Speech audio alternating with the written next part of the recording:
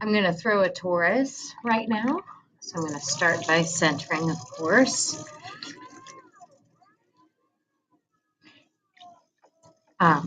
So this video will give you an idea of where you're going and what to do with this before you sit down to throw a torus. You should be watching this or some other videos and also looking at some pictures, because a torus can be a very cool piece to work with and or sculpt with. You can use a torus as a base and then add pieces to it, add a foot on it or a neck, cut it in half, open up some holes on the top to create a little bud vase of some sort. There's lots of things to do with it. So this torus is going to be like this donut shape here.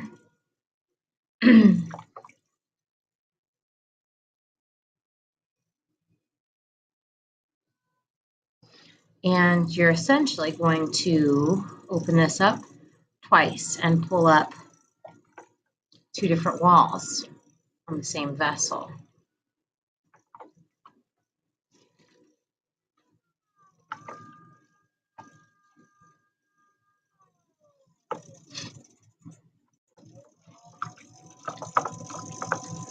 So I'm going to start by opening up the center like you normally would anything. However, I'm going to go down all the way to the back. The center of a torus is all the way through. So I'm all the way down to the bat. I can see it down there. There's a lot of clay out here, and so that poses some, well, could be problems, but just things to be aware of. When there's a lot of clay, you want to just make sure you're slowing down. It could very easily become uncentered. So if you look at my hands, remember to grab them and force them together. They should be working as one unit. And I've got my right thumb over on my hand like this. So I'm forcing the clay in between my fingers here on my right hand and the palm, the heel of my left hand. And so I'm smushing that together and I'm going to pull it straight back towards me. And you've got to be really strong with it in terms of holding the position. You need to be in control of it. There. So right now I've got an opening like this.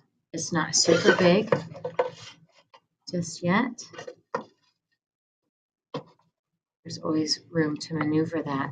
Now, a torus, because the way it's built and what we're going to do with it, I'm going to take a moment here to flatten this part out and down so that I have a better working space.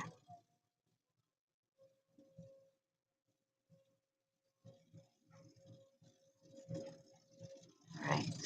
So now you can see that's flattened out, and I've got this thick rim around it right now, because what I'm going to do now is open this up again. So I want to split the difference a little bit. Oh, that was weird. And I'm going to open it up. I'm setting my fingers here in the middle. That up a minute here.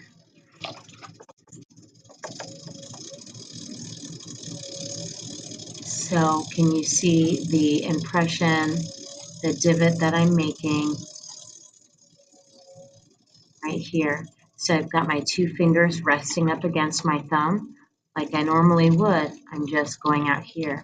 And when you push this down, you are not going to go all the way to the bat. This is going to be the part that has a floor in it.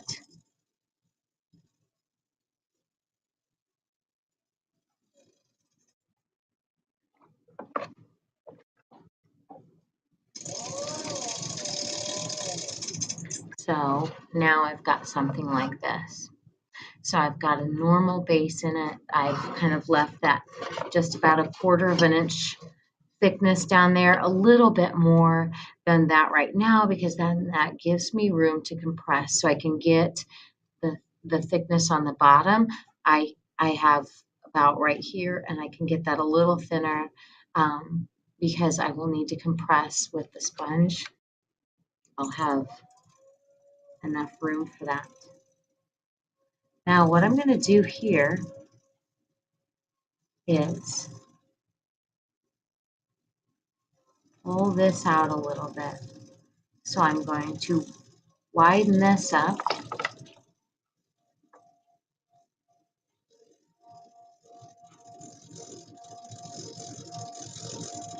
And now I'm going to compress. So I just want to make sure that that's nice and thin, and also that the layers of clay and water down there are compressed so that we don't, or we reduce the risk of cracking anyway.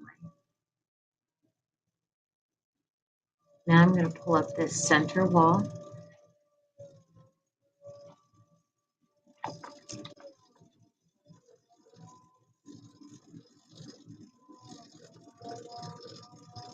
Same as you would anything else. Make sure you don't get it too thin up here. A lot of times people will do that accidentally. This is not the time to do that. And now I'm going to go out here. So same thing, I'm just pulling up a wall, just like normal.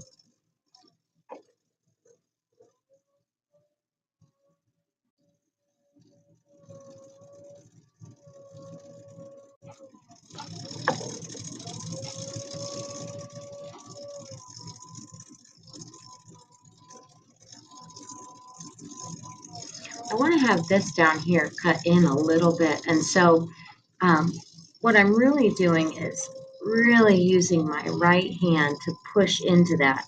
That's getting that extra clay off as much as I can before I take either a rig tool, cut that in a little bit. We also have tools like this that are really nice to use. Make sure it's wet so it doesn't get caught up. You want to cut that in. That will reduce a bunch of trimming. And the torus shape itself will be like rounded, like a donut is. And we want to give it a good starting point by cutting in there. Now what I'm going to do, I've still got a little bit more here. I'm going to pull up the walls, and now I'm going to very gradually move them out.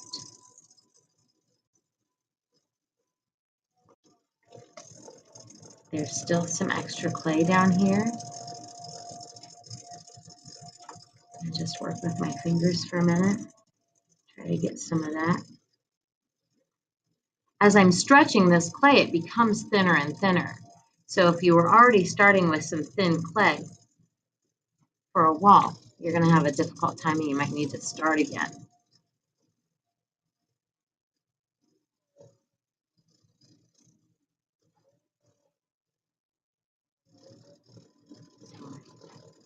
Folding that down.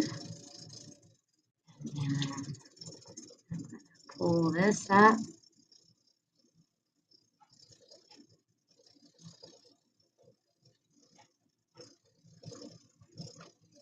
Make sure you have enough water so your hands aren't stuck to the thing. And also, be sure, I'm going to show you closing this up now. I'm going to take one last little swipe with a dry sponge in there to get out any water. We don't want a bunch of water sitting in there. Okay, so with my hands wet, I'm going to very carefully use my right hand and my left hand together. Close this guy up.